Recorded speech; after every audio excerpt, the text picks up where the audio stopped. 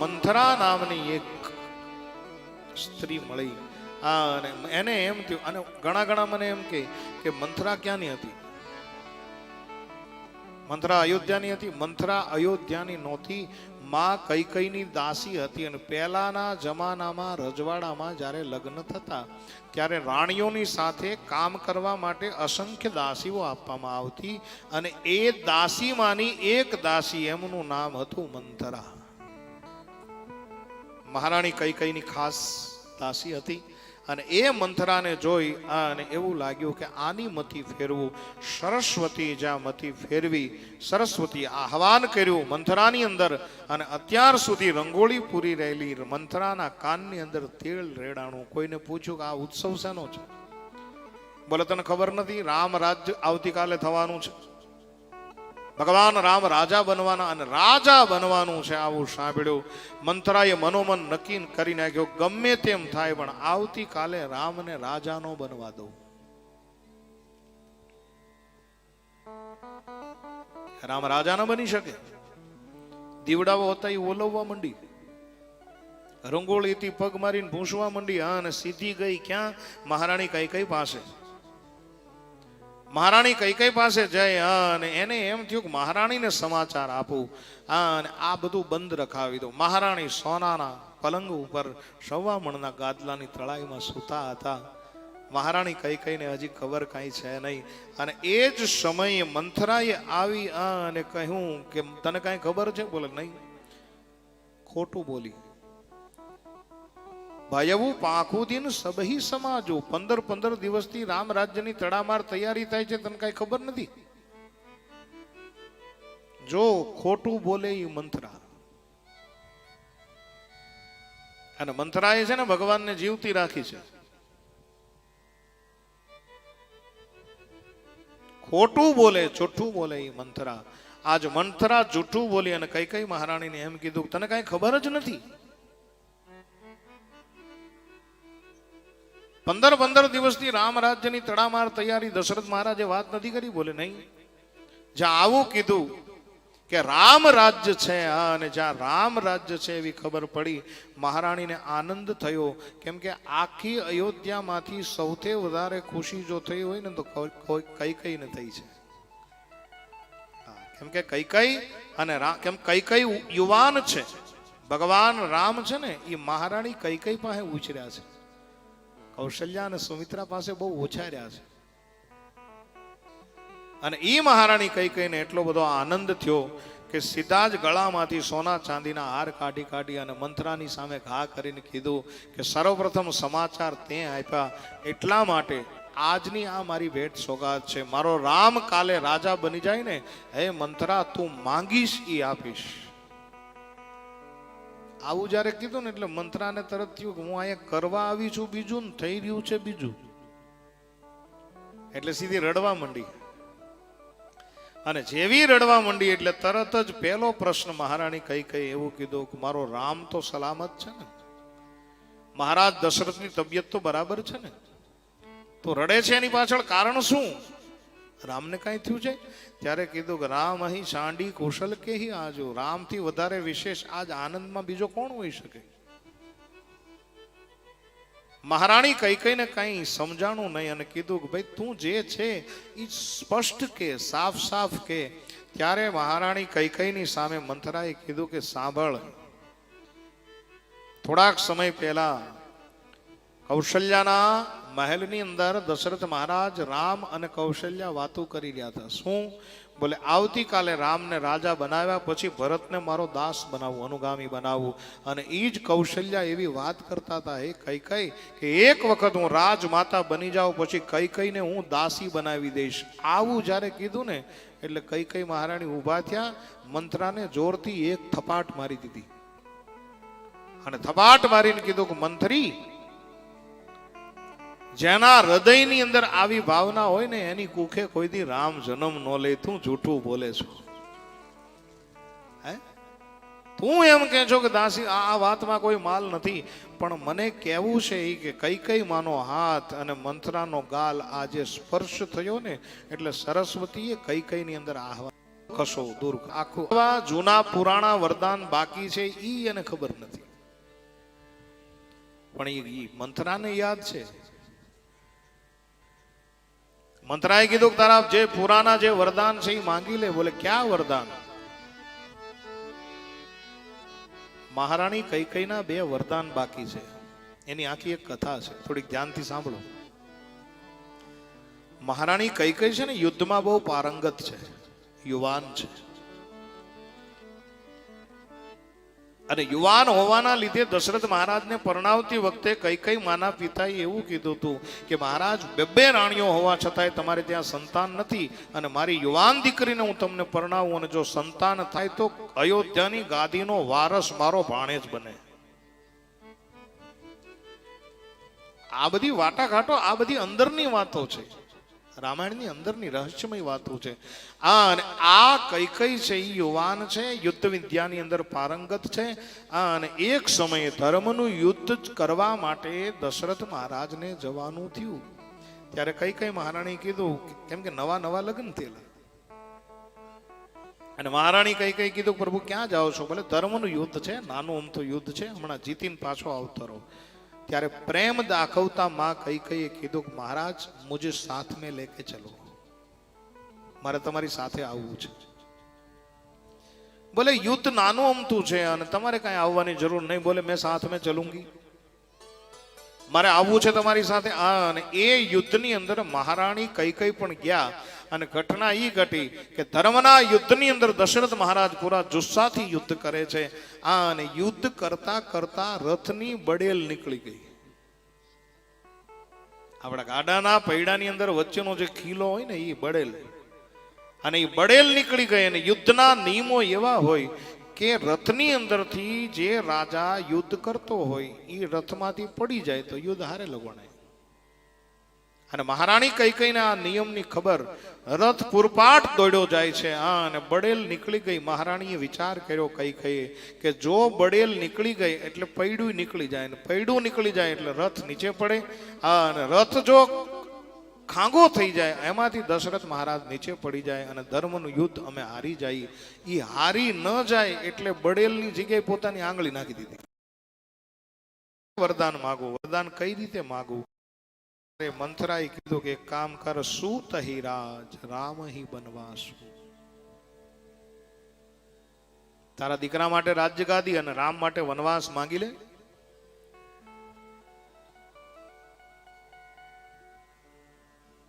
કઈ માએ કીધું કે આ માંગી લો. બોલે હા, પણ આવે ત્યારે કઈ રીતે માંગવાનું છે? બોલે સાંજના સમયે દશરથ મહારાજ તારે ત્યાં આવશે.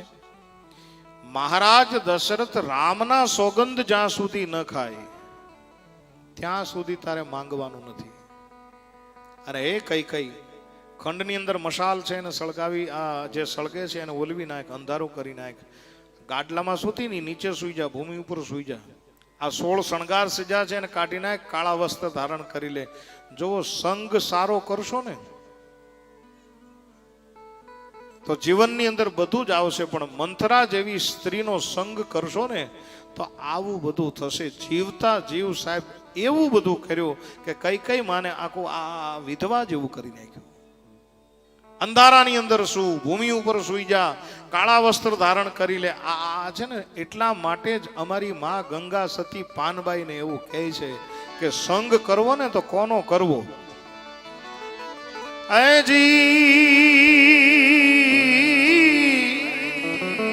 સંગ તું કરો તો પાનબા, એવા નર નિકરજો ને ભજન માં ભરપૂર.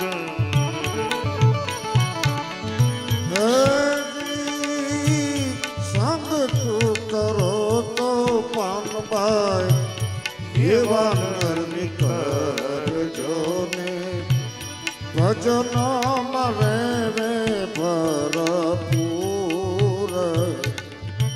સંગ તું કરો તો તમે એવા નર નિકરજો ને ભજન મારે ભરપૂર.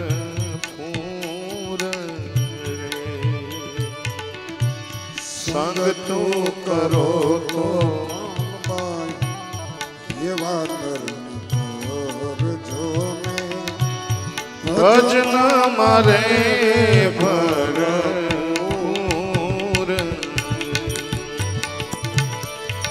ગંગા સતી તો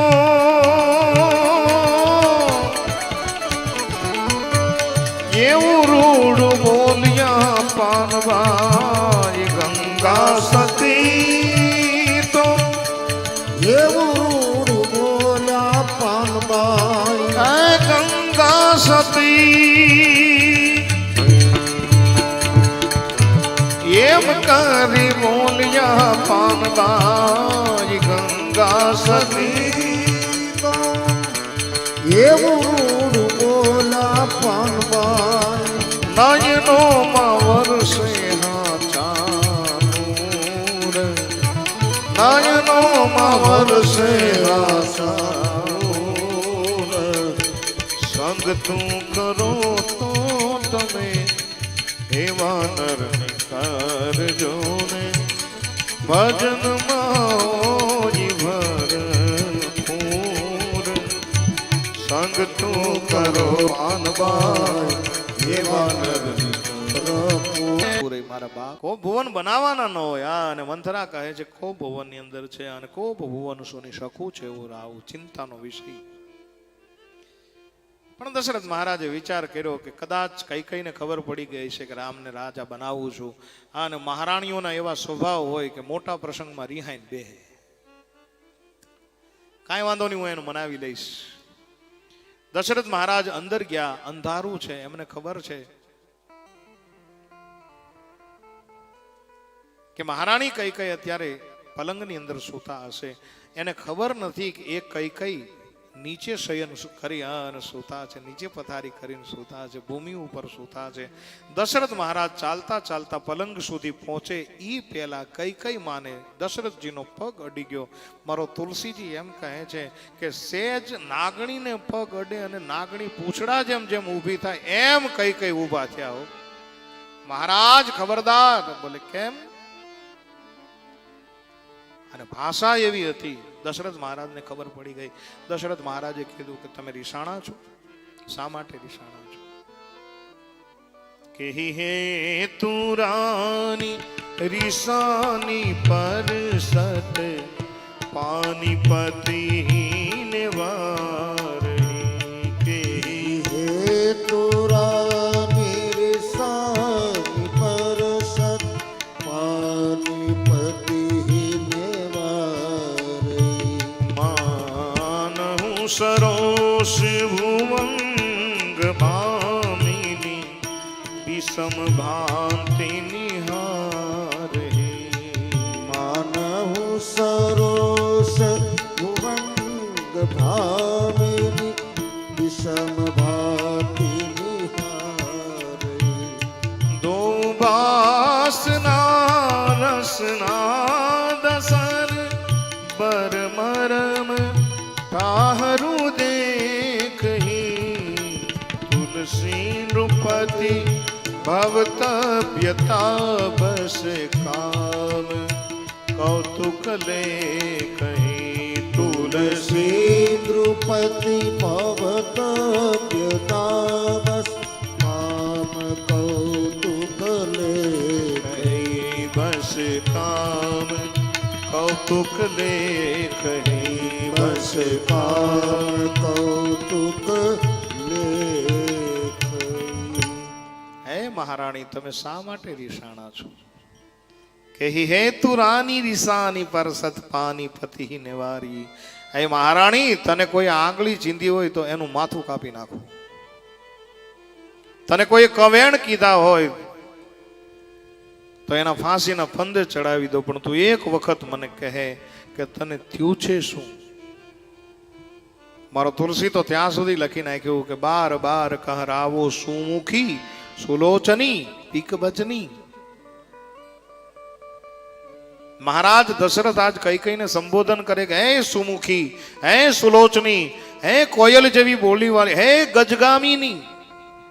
હવે તમે મને ખાલી એટલો જવાબ આપો કે ચોથી અવસ્થાએ પહોંચેલા મહાપુરુષ કોઈ એની સ્ત્રીને આવા સંબોધન કરી શકે ખરા?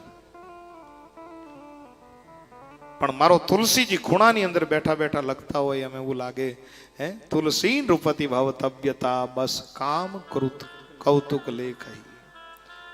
તુલસીદાસજી કહે છે કે કૈકેયીના ખંડની અંદર કામે કૌતુક કર્યું હોય એવું મને લાગે છે. આ તુલસીદાસજી કહે છે. તમે રીસાણા છો શા માટે?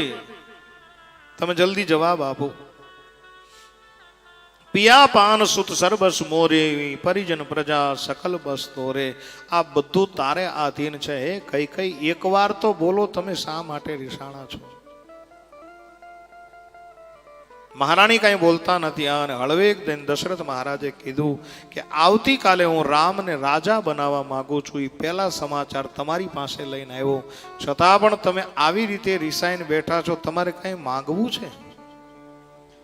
જ્યારે માંગવાનું કીધું ત્યારે મહારાણી કઈ બોલ્યા કે ક્યારના તમે એવું કહો છો કે તમારે માંગવું છે, પણ મને તો ઈ શંકા છે કે મારા જૂના 2 વરદાન મને મળશે કે કેમ. મને મહારાજ શંકા છે. ત્યારે દશરથ મહારાજે મસ્તક ઉપર હાથ મૂકીને કીધું કે બિસર ગયે મારો ભોર સ્વભાવ. મારા ભોળા સ્વભાવના કારણે હું ભૂલી ગયો દેવી. તમારે માંગવું, તમે જે કાંઈ તમે માંગો એ આપીશ. તમે એક વખત માંગી લ્યો. અને જ્યારે બહુ માંગવાનું કીધું ત્યારે મહારાણી કઈ એવું કહે છે કે માંગુ માંગુ પે કહુ પિય કબ હું લેન ન દેન. મહારાજ ક્યારના કહો છો કે માંગી લે માંગી લે માંગી લે, ક્યારે કોઈ દી આપ્યું છે? મહારાજ દશરથને ખાતરી થઈ ગઈ કે દેવીને કંઈક માંગવું છે, કૈકેયીને કંઈક માંગવું છે. અને આજ એવું કહે છે દશરથ મહારાજ કે હે કૈકેયી, તમે માંગો અને હું ન આપું એ કોઈ દી બની ન શકે. અમારો ઉજળો રઘુવંશ, અને આ રઘુવંશની અંદર અમારા વચનની કિંમત છે. રઘુકુલ રીત સદા ચલી આઈ, પ્રાણ જાય બર વચન ન જાય. હે દેવી, અમારો પ્રાણ નીકળી જાય પણ અમારા વચન ન નીકળે, અમારા વચન મિથ્યા ન જાય, આવું અમારા રઘુવંશની અંદર છે. ત્યારે મહારાણી કઈ બોલ્યા કે મહારાજ એ બધી વાતો હતી, હવે નહીં રહી. દશરથ મહારાજ કૈકેયીને સમજાવતા કહે છે કે અમારા રઘુકુળની અંદર હરિશ્ચંદ્ર અને તારામતી જેવા મહાપુરુષો થઈ ગયા છે. હે દેવી, એક વચનને ખાતર, એક સત્યને ખાતર હરિશ્ચંદ્ર, તારામતી અને રોહિત કાશીની બજારમાં જેમ જેમ શાકભાજી વેચાય એમ ઘાસના પોળા માથે લઈ અને વેચાઈ ગયા. ઈ અમારો પરિવાર છે. તું અમારા ઉપર શંકા કરે છે? ત્યારે મહારાણી કઈ કીધું કે ઈ બધું હતું મહારાજ, મને એવું લાગે કે આ પ્રથા તમારાથી તૂટશે. ધીરે ધીરે ઉશ્કેરે છે. અને જ્યારે એવું કીધું કે તમારાથી આ પરંપરા તૂટશે ત્યારે દશરથ મહારાજે બોલી ગયા છે કે હે કૈકેયી, તું તારા વરદાન માંગ અને હું જો ન આપું તો મને મારા રામના સોગંદ છે. તેહી પર રામ શપથ કરી આઈ, સુકુત સને અવધિ રઘુરાઈ. મને મારા રામના સોગંદ એકવાર માગી લ્યો. અને હવે મહારાણી કઈ ઉભા થયા હોય. કીધું કે મહારાજ, રામના સોગંદ ખાધા છે, યાદ રહે? બોલે હા મહારાણી. તો કે હવે હું પહેલું વરદાન માંગુ છું. સુનહું પ્રાણ પ્રિય ભાવતજી કા, દેહું भरत ही टीका. सुनहु प्राण प्रिय भावात जी का, देहु एक बार भरत ही टीका. सुनहु प्राण प्रिय भावात जी का, देहु एक बार भरत ही टीका.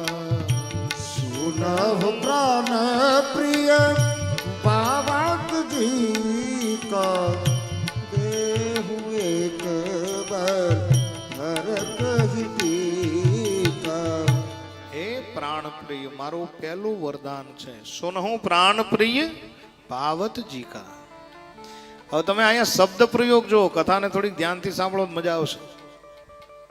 શબ્દ પ્રયોગ કેવો? અત્યાર સુધી દશરથજીની સાથે લડતી કઈ કઈ હવે એવું બોલે છે કે હે પ્રાણ પ્રિય. તમે સાંભળો, મારું પહેલું વરદાન છે. બોલે શું? બોલે દેહુ એક બર ભરત હી ટીકા. અયોધ્યાના શાસનનો માલિક રામ નહીં, અયોધ્યાના શાસનનો માલિક રાજગાદીનું તિલક મારા ભરતને થાય. આ મારું પહેલું વરદાન છે. પણ મહારાજ દશરથના ચહેરા ઉપર કોઈ પેલી નથી હો. મહારાજ દશરથને એમ છે કે રામ ને ભરત તો મારી ડાબડી જમણી આંખ છે.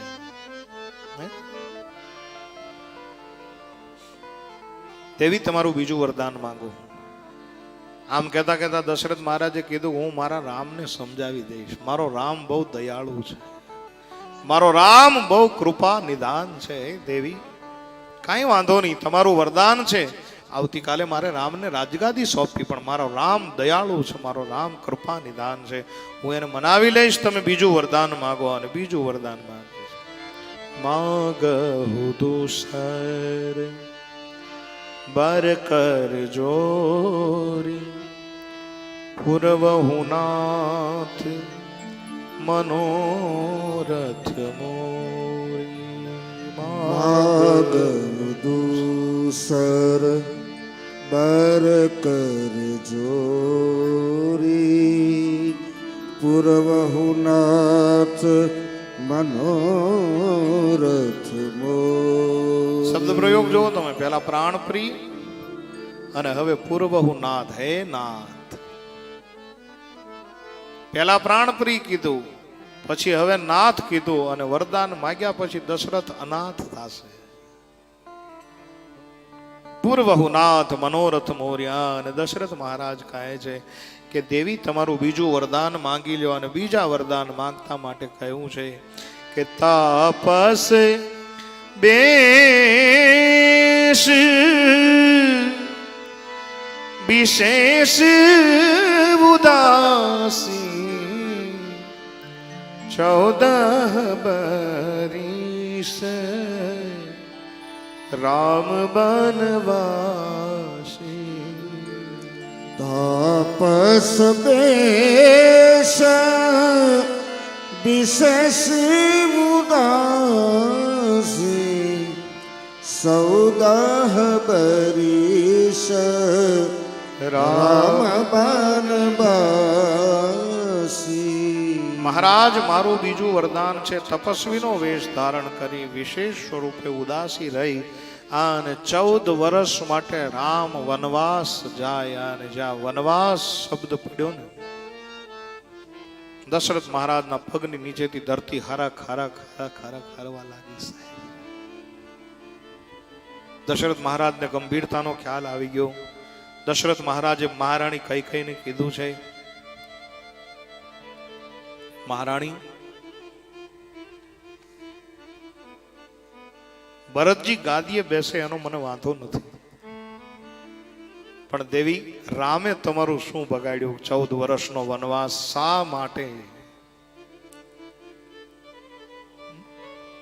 દેવી રામ અને ભરત તો મારી ડાબી જમણી આંખ છે. મને કોઈ વાંધો નથી ભરત ગાદીએ આવે, પણ મારા રામે તમારું શું બગાડ્યું છે? દેવી મને એવું લાગે છે કે પહેલું વરદાન તો તમે બરોબર માંગ્યું છે. મને એક વાતનું બહુ દુઃખ લાગ્યું. એક ही बात मोही दुख लागा. कई बात? बोले बर दूसर असमंजस मागा. એ કઈ કઈ બીજું વરદાન છે ને, એ જોયા જાણ્યા વગરનું માંગી લીધું છે. દેવી હજી કોઈને ખબર નથી હો. આ વાત હજી 4 દિવાલની અંદર છે, કોઈને ખબર નથી. અયોધ્યા આખી નાચે છે, અયોધ્યા આખી ઝૂમે છે. કાલ સવારે જો હું જાહેર કરીશ કે મારા રામને વનવાસ, મહારાણી સહેજ વિચાર કરો, કલ્પના કરો શું થશે. તારો ભરત ભલે ગાદીએ બેસે, મને કોઈ વાત, પણ આ મારા રામને આ વરદાન તને કઈ રીતે સૂજ્યું? આ વાત ચાર દીવારની અંદર છે. હજી પણ કંઈક વરદાનમાં ફેરફાર કરો મહારાજ. અને જ્યારે આવી વાત કરીને ત્યારે મહારાણી કઈ કઈ કહે છે કે મહારાજ ક્યારના કહેતા હતા માંગી લે, માંગી લે, માંગી લે. શું હું ચણા દાલિયા માંગી લેવાની હતી? એ સમ્રાટ, કાન ખોલીને સાંભળી લ્યો કે સવાર થતાની સાથે તમારો રામ જો વનવાસ નહીં જાય તો મોર મરણ રાવુર અજસ રૂપ સમજહી માય માય. સવાર થતા જો રામ વનવાસની અંદર ન જાય, તપસ્વીનો વેશ ધારણ કરી મહારાજ જીભ કરડીને હું મરી જઈશ, અબજસનો પોટલો આખી અયોધ્યા તમને બંધાવશે. હું મારા નિર્ણયની અંદર ઠોસ છું, મારા નિર્ણયની અંદર અફર છું. મહારાજ દશરથ કાકલોદી કરે છે, બે હાથ જોડે છે. તમે વિચાર કરો સાહેબ, બે હાથ જોડી અને કઈ કઈને સમજાવે છે કે તારો ભરતજી એ ભલે ને ગાદીએ આવે રે, એ વનનો દે મારા આજ રામને કઈ કઈ તારા મનડાને ફાવે ઈ બીજું માગી લેને રે, વનનો દે મારા આજ રામને રે. કઈ કઈ કઈક બીજું માગી લે. અને ઇન્દ્ર સુધીની મારી પહોંચ છે. રાજા દશરથ કહે છે કે કહે તો અવધ બીજું આભેથી ઉતારી દઉં. આજ દશરથજી એવું કહે છે કે ઇન્દ્ર સુધીની મારી પહોંચ છે. અને મહારાજ દશરથ જેથી ઇન્દ્રલોકમાં જાય ને ત્યારે ઇન્દ્રને એમ થાય કે આને ક્યાં આસને બેસાડવા ખબર ન પડે સાહેબ. આ ઊંચાઈ દશરથજીની. અને કાંઈ ખબર ન પડે ત્યારે ઇન્દ્ર અડધા ઇન્દ્રાસનમાં ઇન્દ્ર બેસે અને અડધા ઇન્દ્રાસનમાં રાજા દશરથજી બેસે. અને એ વાતને યાદ કરાવતા કીધું કે મારી પહોંચ બહુ જબરી છે, અને જો તારી ઈચ્છા હોય તો બીજું અયોધ્યા આપણે આભેથી ઉતારી દઈએ. એ કહે તો અયોધ્યા બીજી તને આભેથી ઉતારી દઉં, પણ મોત ના બગાડો કઈ કઈ મારું રે, વન ના દે મારા આજ રામને રે હેજી તારો ભરતજી ભલે ગાદીએ આવે રે, મનનો દે મારા એ રામને રે. છતાંય મહારાણી જયારે ન માન્યા ત્યારે આમ બે હાથ જોડીને પગમાં પડવા ગયા છે. કઈ કઈ કે તો તને પાયે લાગુ અને કે તો પ્રાણ ત્યાગું.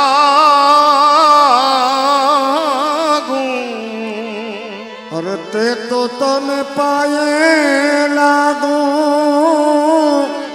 અરે તે તો પ્રાણ ત્યાગું. અરે ભિખારી બનીને હું ભીખ માગું રે, હે વનના દે મારા આજ રામને રેજી. તારો ભરતજી ભલે ને ગાદીએ આવે, હે વનનો દે મારા રામને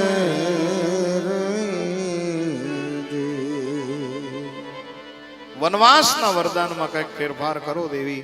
અને છતાંય જ્યારે માં કઈ કઈ માન્યા નહીં, અને કહ્યું હું મારા નિર્ણયની અંદર અફર છું મહારાજ.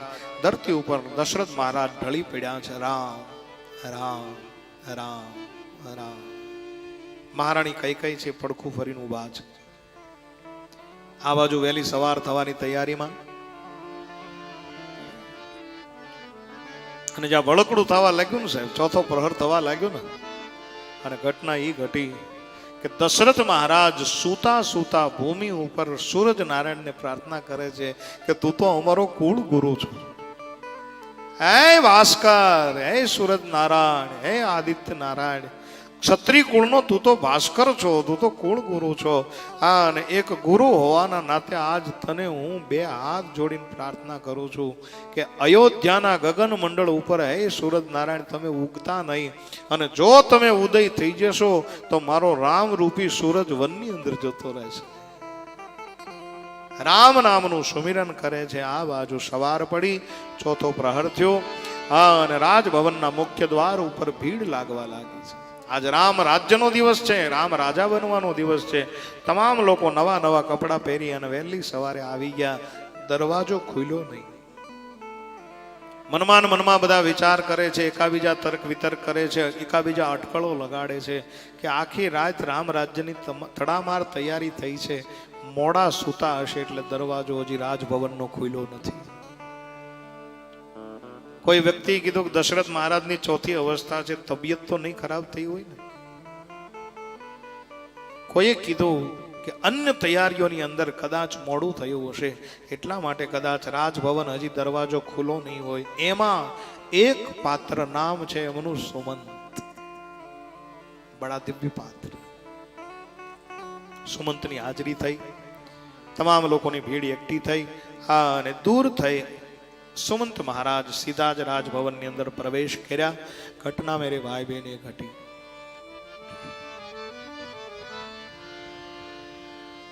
સુમંતને ખબર છે કે અત્યારે અમારા દશરથ મહારાજ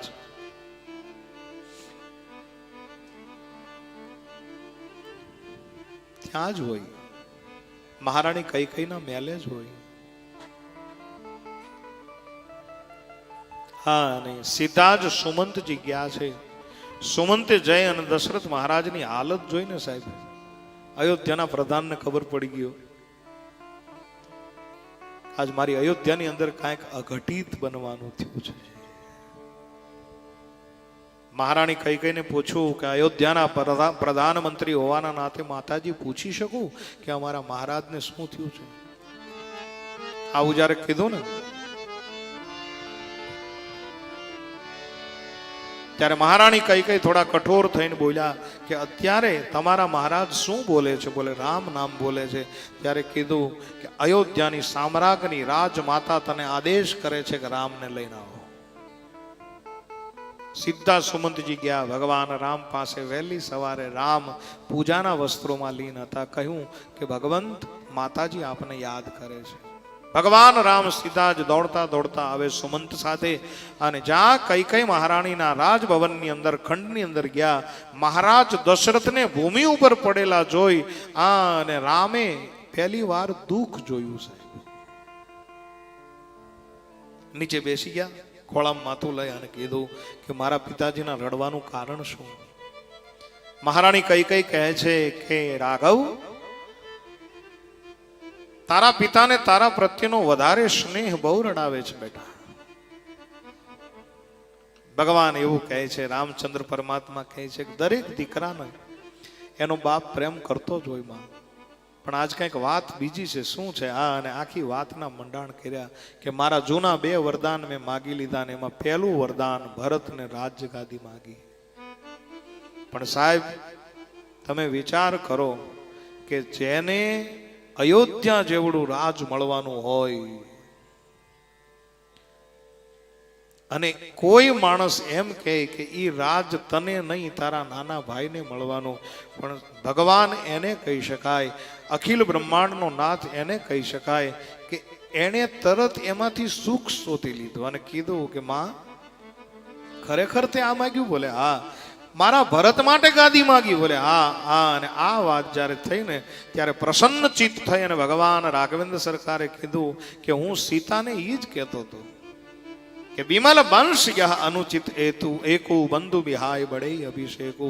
હે અમારા 4 ભાઈઓમાંથી 4 ને રાજગાદી કેમ? મેં એ માં તે તો મારા મુખની વાત છીનવી લીધી.